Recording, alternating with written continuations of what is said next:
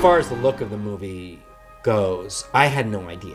Every single thing that is in the movie was enhanced and done in post to an extraordinary extent.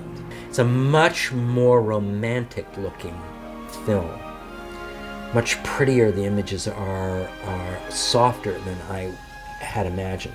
There are scenes that are really haunting because they take place in very idyllic scenery. There's a cornfield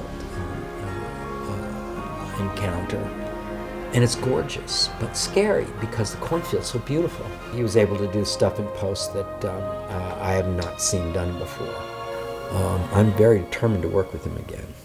Not knowing who he is or why he's where he is. He just knows he needs to protect someone.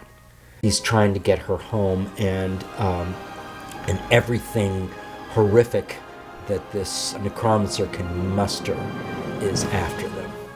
If it hadn't been for his willingness to work on the swordplay ahead of time, I don't think we could have done what we did. The other story that's super key is that there's a writer who's lost his family, and he buys this house to be alone and to write and kind of work through his grief. But he finds a book in the house, and the book fascinates him. It was left by my character. That part of the story is his ascending to power and then what he does about the power after he gets it. Matthias is a necromancer. A necromancer is someone who can invoke demons and use them at his will. Zalathus, kill the intruder.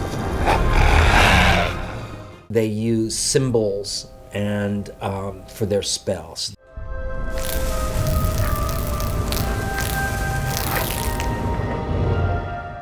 Second thing is, Matthias fights with swords. He's an expert swordsman. I worked with a person who was obviously an expert choreographer, and we worked out moves.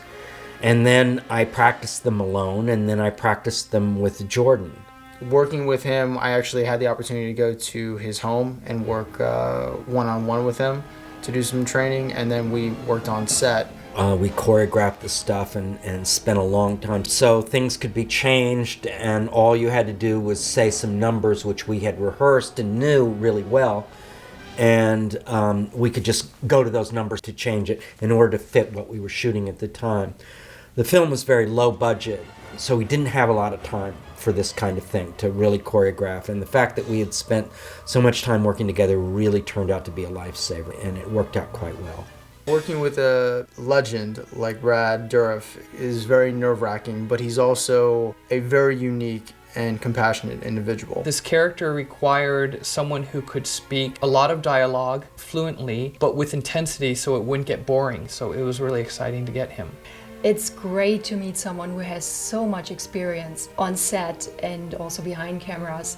What attracted me to the role was there was a lot of rage in the language.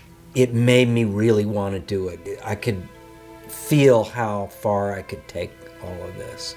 We're all monsters. I mean, I'm certainly as much, everybody has something happens, and you have violent fantasies. In your mind, we're all Walter Mitty in a way.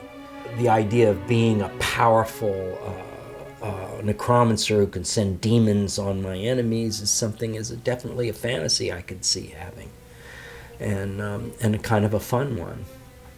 What do zombies mean to Matthias? They, number one, are his will over the dead. Their hunger for anything alive is his hunger for revenge for anything alive. It is just flat out obsession and need, or they're this need to destroy life. What's it like to do green screen is probably the most asked question. And I'm theater trained, so there is so much in theater that isn't there in terms of what you're relating to quite often, that there's no difference between that and green screen. Of course, that's not true of props.